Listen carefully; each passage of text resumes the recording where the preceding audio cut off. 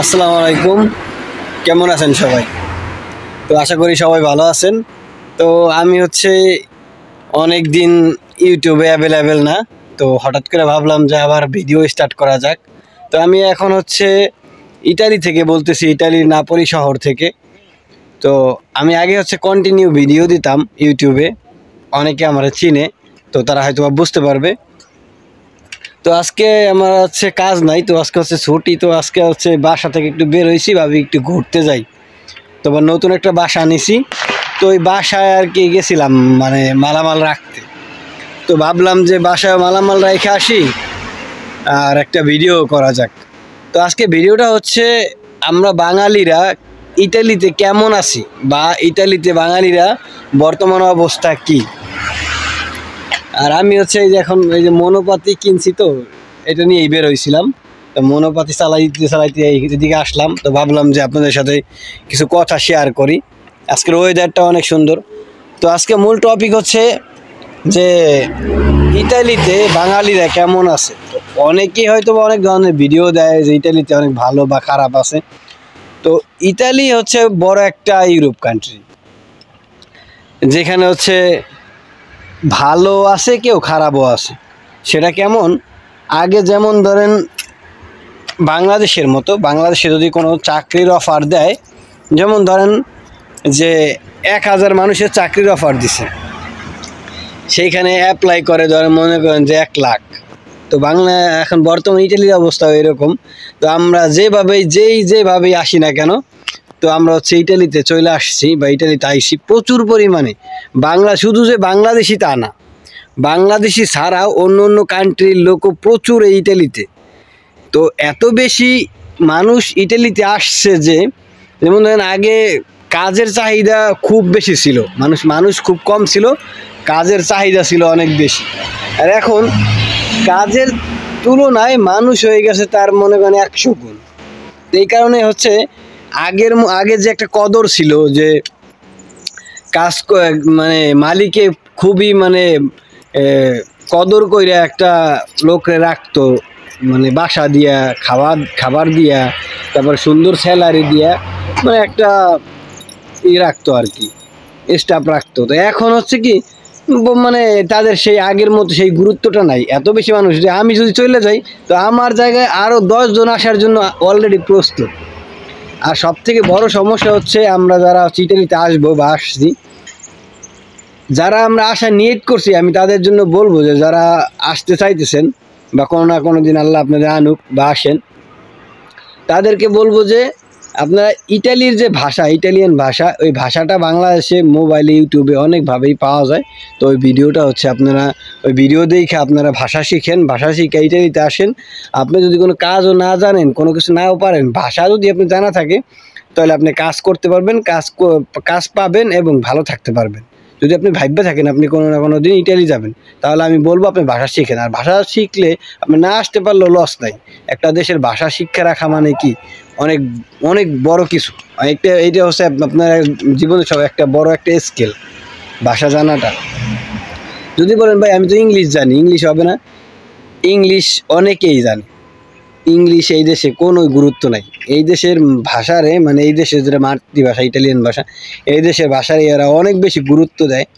তো আমি আপনাদেরকে এটাই বলবো, যারা আপনারা ইটালিতে আসবেন, তারা ইটালিয়ান যে ভাষা আছে, ভাষাটা শেখার চেষ্টা করেন বা শিক্ষা আসেন, অনেক বেশি ভালো হবে। একটু সময় পাইলে এদিকে কাজে লাগান ভাষা শেখার ব্যাপারে।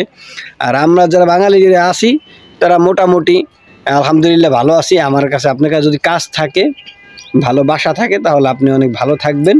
তো সেই ক্ষেত্রে অনেক বলতে 100% ভালো আলহামদুলিল্লাহ থাকবেন এরকম না। বিষয়টা আগে মানুষ অনেক বেশি ভালো থাকতো, অনেক স্যালারি টাকা সব মিলাই অনেক ভালো থাকতো। এখন স্যালারি অনেক কম।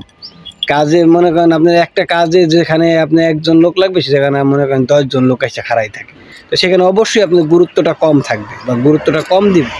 তো আমি এই কারণেই ভিডিওটা আজকে করা, যে আসলে বাঙালিরা কেমন আছে। হ্যাঁ, বাঙালিরা আলহামদুলিল্লাহ ভালো আছে। অন্য একটা দেশে আমরা এইভাবে আসছি, আসার পরে এত মানুষ এই দেশে আশ্রয় দিছে, কাজ দিতেছে, খাবার দিতেছে, অনেক হেল্প করতেছে। এইটাই আমরা বাঙালিরা কি থাকলেই করতাম। হ্যাঁ, আমরা কই নেই যে তারা রোহিঙ্গাদের করছি, রোহিঙ্গাদের জন্য আমরা কতটুকু করতে পারছি। আর রোহিঙ্গাদের হাত থেকে না কয় লাখ গেছে, তার থেকে হাজার হাজার গুণ বেশি এই সব দেশে আসছে।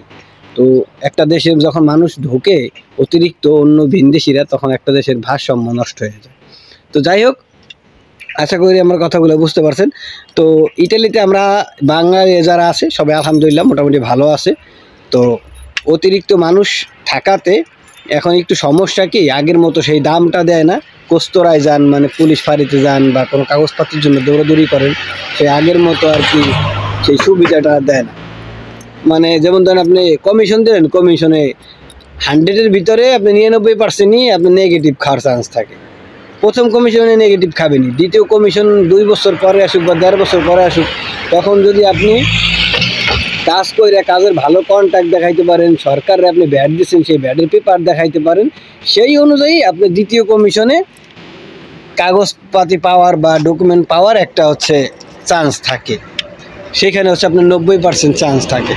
তো আপনারা যারা আসতে চাইতেছেন তাদেরকে আমি এইটাই বলবো, আপনারা আসেন, আসার পরে আপনারা এখানে আমি আরেকটা কথা যেটা বলবো, যে যারা লিবিয়া হয়ে আসতে চাইতেছেন, এটা যদি আমি বলি যে আসছেন না, তাহলে কবেন কি ভাই অনেকেই তো গেছে, তাহলে কেন আমরা আসবো না? ভাই, যার যার জীবন হাতে নিয়ে আসছে, অনেকেই মারা যাইতেছে, কেউ কেউ বাইচাও ফিরতেছে, এটা আপনারা জানেন। তো এটাও যার যার ব্যক্তিগত ব্যাপার, যার যার লাইফ তার ব্যাপার। তবে আমার দিক থেকে আমি বলবো, যদি আপনারা অন্য কোনো ওয়ে থাকে সেই ওয়েতে আসেন, লিবিয়াতে দিয়ে না আসাটাই বেটার। কারণ জীবন আপনার, এই জীবন একবার চলে গেলে দ্বিতীয়বার আর ফিরে আসে না। তো অন্য কারোর জন্য নিজের জীবন স্যাক্রিফাইস করাটা আমি মনে হয় না যে ভালো হবে। তো আমি না, শুধু যারাই এইভাবে আসছে, যারাই লিবিয়া দিয়ে আসছে, তারাই আপনার নিষেধ করবে। কারণ ওইটা অনেক ভয়ানক জায়গা। শুধু ভয়ানক না, মানুষ মরে গেলে তার কিছু করার থাকে না। যদি একটা মানুষ মাফিয়ার হাতে ধরা খায় না, তখন লাখ লাখ টাকা লাগে। তো একে হচ্ছে 16-17 লাখ টাকা কন্ট্যাক্ট করা লাগে, আবার দ্বিতীয়ত আবার ধরা খাইলে আবারও 15-16-20 লাখ চলে যায়। তো যদি একবার ধরা খান, তাইলে আপনি মনে করেন টোটালি 30-40 লাখ নাই। আবার যদি 2বার ধরা খান, তো আপনি মনে করেন যে নিঃস্ব হয়ে যাবেন। তো যাই হোক, ভিডিওটা ভালো লাগলে অবশ্যই শেয়ার, লাইক, কমেন্টস করে আমার সাথে থাকবেন, বা আমার কিছু প্রশ্ন করার থাকলে কমেন্টে প্রশ্ন করবেন। আর সবথেকে বড় কথা হচ্ছে যে ইটালিতে আলহামদুলিল্লাহ বাঙালিরা যারা আছে, যাদের কাছে কাজ আছে, যারা কাজ জানে এবং যারা ভাষা শিখছে, তাদের জন্য মাস্ট বি অনেক ভালো আছে। তারা ভালোই আছে আলহামদুলিল্লাহ। আমিও অনেক ভালো আছি, আল্লাহ আমারে ভালো রাখছে। তবে আমি এটাই বলবো যে আগের মতো সেই আগে যেমন একটা ব্যাপার ছিল, 6 বছর 7 বছর 10 বছর আগে যে একটা ব্যাপার ছিল, যে আপনার যেখানে মানে কাজে লোক খুঁজতো, এখন লোকে কাজ খুঁজে। বুঝতে পারছেন ব্যাপারটা? তো এইখানে কদরটা নাই। আর এখানে দেশের মানুষের কাছেও দাম কমে গেছে অতিরিক্ত মানুষের সাথে। তো কাজের কাছে গেলে কাজ অনেক টাফ, মানে কাজ খুঁজতে, কাজ পাইতে একটু কষ্ট হয়ে যায় বর্তমান ইটালিতে। সেই আগের মতো সেই মজাটা নাই। তো হয়তো আমার কথায় বুঝতে পারছেন যে কতটুকু ভালো।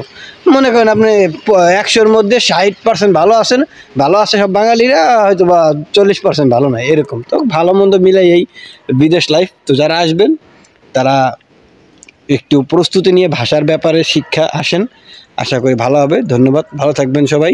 আজকে ভিডিওটা এই পর্যন্তই। খোদা হাফেজ।